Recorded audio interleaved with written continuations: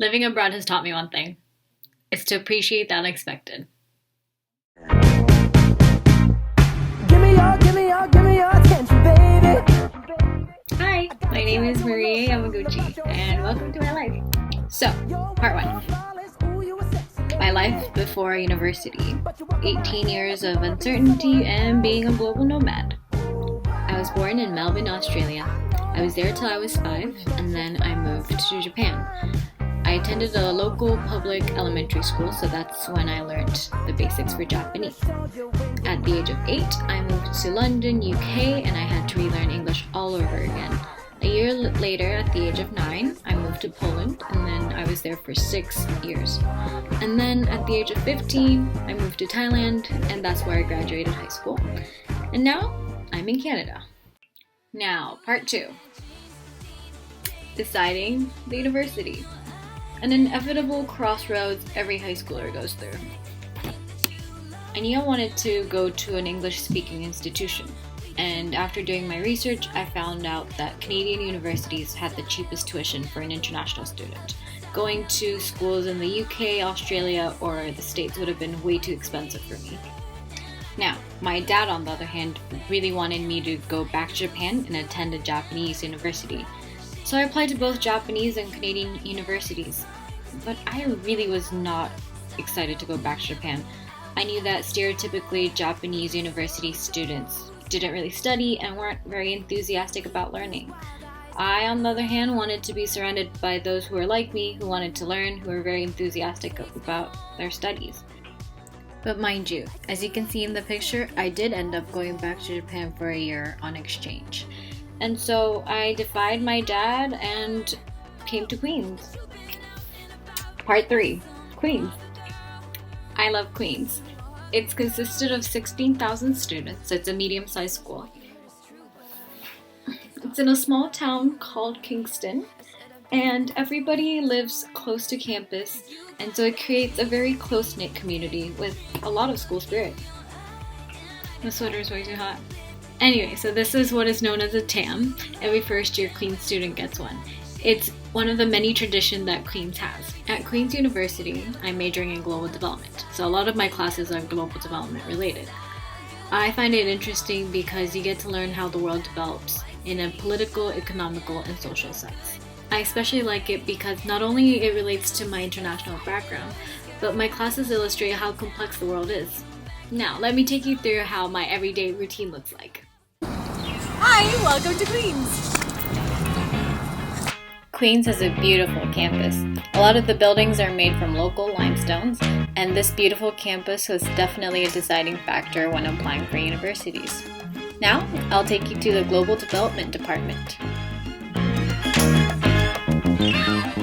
This is where I have the majority of my classes. Welcome to the Global Development Department. Let's go.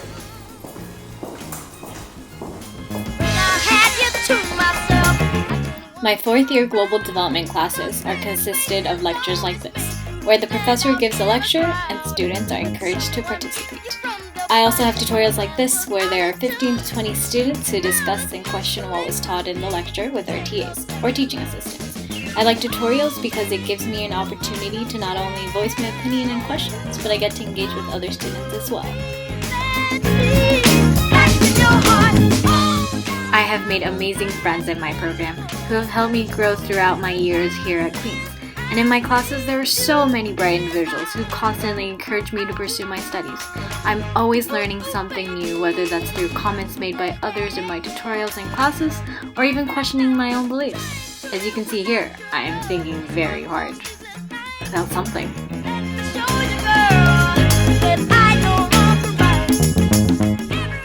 I'm taking Spanish at the moment because I like studying languages.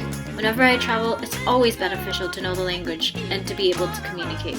I took French through middle school and high school, and now it's time for Spanish. Learning Spanish can't hurt, right? You never know when a foreign language is going to come in handy.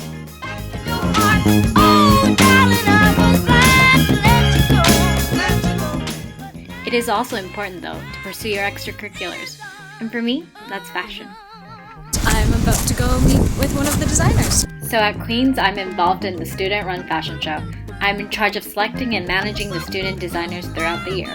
Here you can see me in a meeting with one of our designers.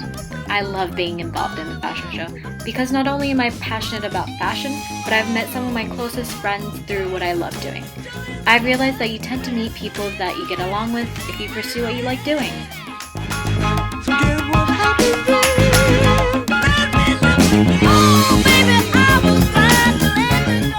Guys, we're headed downtown Kingston right now. It's a beautiful day out, kind of chilly. I'm with my housemate Pam. Kingston is small, but it's beautiful. I feel blessed to be living here. This is downtown Kingston.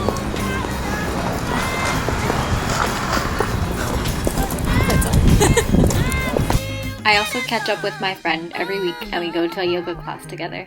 It's so important to take care of yourself both physically and emotionally when you have such a hectic schedule. Here are my crazy housemates. I live with two of my best friends and I could not have asked for two better people to live with. We cook together, we party together. What else could you ask for? So today's Halloween. We're gonna be going out. Guess who he is? Yeah, baby. So that was a sneak peek into my life at Queen's. Did you enjoy it? I certainly do. A great mix of academics, extracurriculars, and my personal life. I think that's what university should be all about. At least I think so anyway. Now you might be wondering what my plans are for after graduation. As for now, I'm going back to Tokyo and working in the finance industry.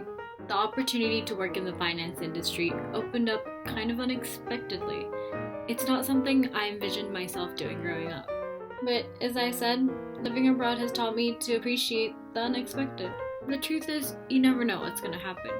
You never know what you're going to want to do in the next year, in the next 10 years, in the next 20 years. But what you can do right now is to prepare yourself. Living abroad has been the greatest preparation for that. My life abroad has been anything but predictable. I lived in Poland for 6 years, but in England for only 1. Along the way, I've met people from different countries with different perspectives, different backgrounds, different ethnicities. It's opened my eyes for different things. I've been also blessed to be able to see the world. It has changed my worldviews in so many different ways. So when I'm put in an unpredicted situation, I draw on those experiences, different perspectives, different backgrounds to come up with a solution. Living abroad is not easy, but it has definitely made me stronger. You're usually far away from family, and a lot of the times you're alone. But you learn a lot about yourself. You learn what you like, what you don't like, and you figure out where you stand in society, where you stand in the world. You get to figure out who you are. You become more aware of yourself, and you become more aware of others. I'm not sure what the future holds for me, and I'm not entirely sure what I want to do in the future. All I know is that everything I'm doing today is in preparation. Whatever I endeavor in the future, I know that my international background will come in handy.